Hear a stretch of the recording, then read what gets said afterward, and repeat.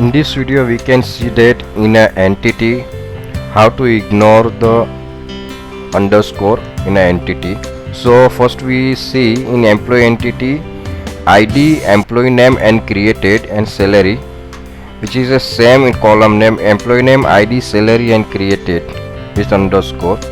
So now I start the application, and first I want to show you it's working.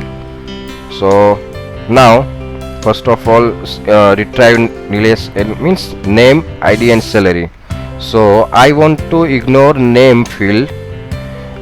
So in DB side, in the data structure emp underscore name, and also in entity emp underscore name.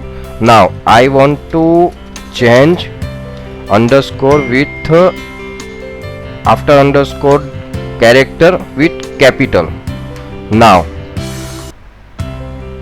first of all in application.properties I open this parameter to understanding in detail purpose.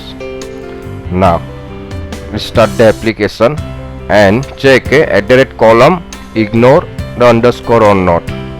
So I application started, and now see record is still retrieved.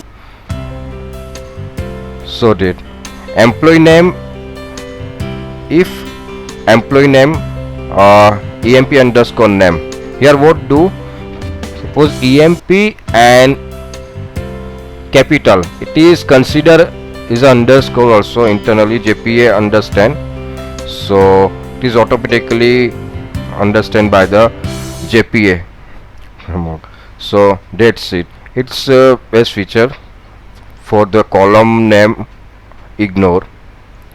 So that's it.